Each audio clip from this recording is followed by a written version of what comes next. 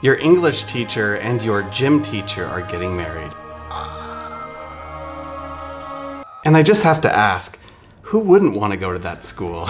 Like, I would even go through braces in high school and the puka shell necklace to get that. But in this video, I did want to react and give my professional opinion on Taylor's ring, really just break it down. And funny enough, I was actually just contacted by one of those like celebrity magazines, and they wanted to know, because I'm a goldsmith, I make engagement rings for a living. And they asked, how much do you think Taylor's ring is worth? Like, how much do you think Travis spent on it? And I said, let me take a crack at it and I'll get right back to you. So I'm just gonna add this up really quick. Let's start with the design fee, then obviously the gold itself, cat trades for Olivia Benson, Meredith Grey, Benjamin Button. We have the labor, seems like I'm forgetting something. The massive diamond, the ring design masters, in case some jerk tries to hold on to them in the future. There's obviously going to be insurance on the ring, State Farm, which includes the commission to Patrick Mahomes, hamburgers for Andy Reid.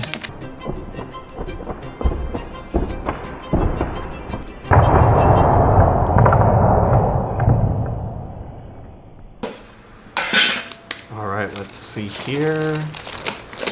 So now for my grand total of how much I think Taylor's ring is worth. Well, that's unexpected. It says Nunya biz.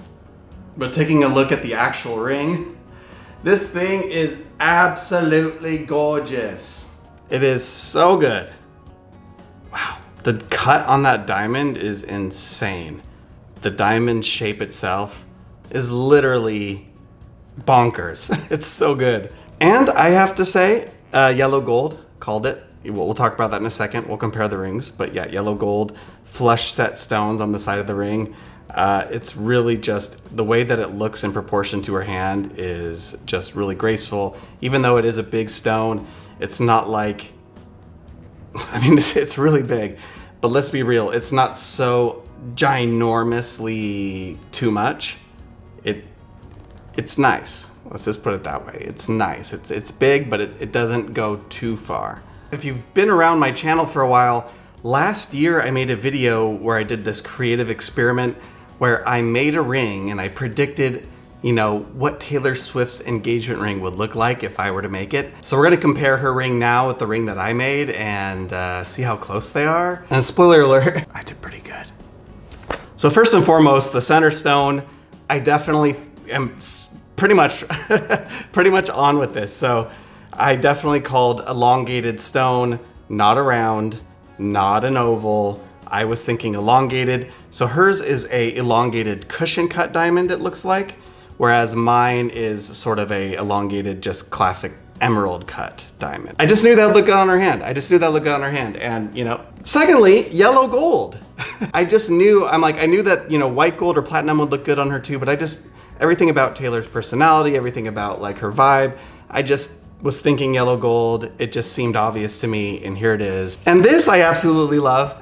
Flush set stones on the side. Not like prong set, not pave set, literally flush set, flush with the gold on the side of the ring. Absolutely nailed that one as well. The difference here is that this is really cool, but it looks like she has sort of like a triangle shape followed by a little round below that. So she has two, I'm assuming, on each side. Whereas mine, I only did one accent stone and I did a flush set heart. Because she's always doing the heart hands, so I thought, oh, that's pretty cute just to do one. So I'm really glad that that was also included.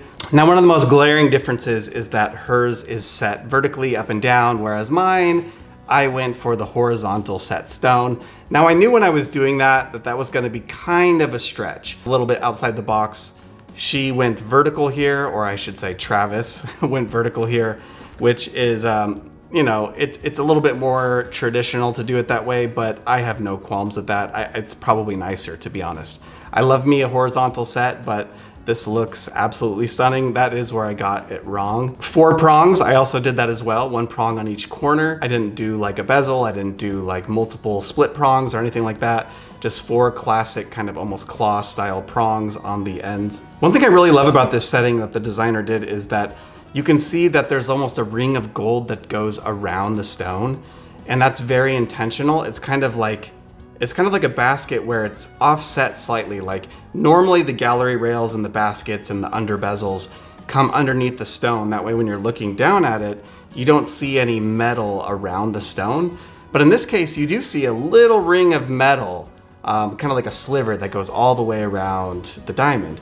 And that's done very intentionally for a few reasons. One is because if you bump that rail out from underneath the stone, you're potentially allowing more light to go through that stone, more sparkle, more brilliance.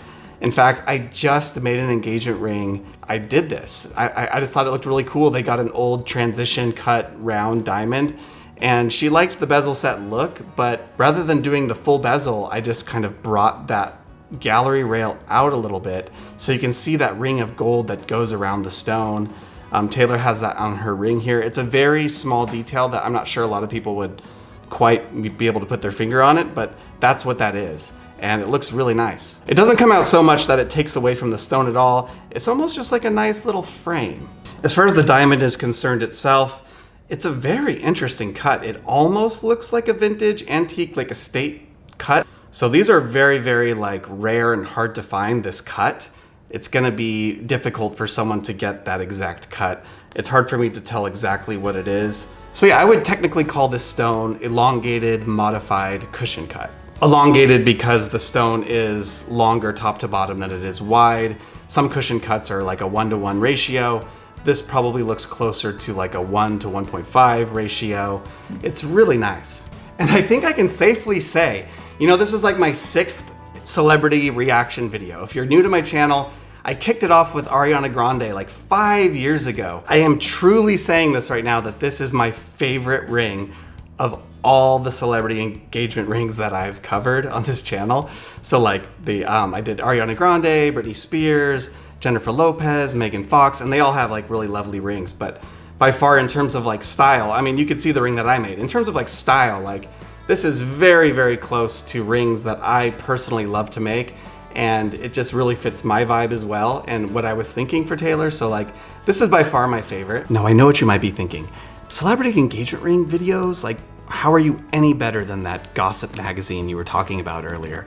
And I would say that's fair. However, when I'm not making these engagement ring reaction videos, like I am making jewelry for people like all over the world, I promise. Like I'm a very busy goldsmith, you know? In fact, let's go ahead and just like roll the footage from earlier today. I'll just show you what I've been up to. There's absolutely no way any of my cats can do this.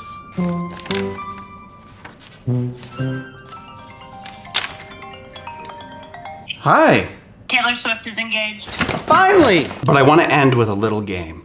This is a brand new pack of NFL cards. I'm gonna rip this. It's completely sealed. If there is a Travis Kelce in here, you have to subscribe to the Modern Goldsmith YouTube channel and like this video and maybe tell 50 of your favorite friends and family about this video. If there is not a Travis Kelce in here, I owe you a basket of fries.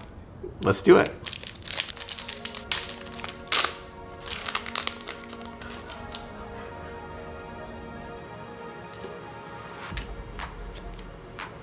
Come on, Travis. Oh, what is this? That's an autograph.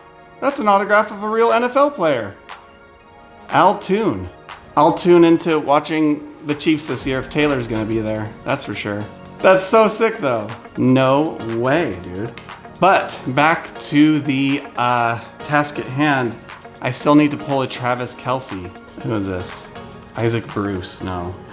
JSN, Jackson Smith and Jigba. This is my team. This is the Seahawks here. I haven't had a single Chiefs player yet, have I? Come on, baby. Come on, baby.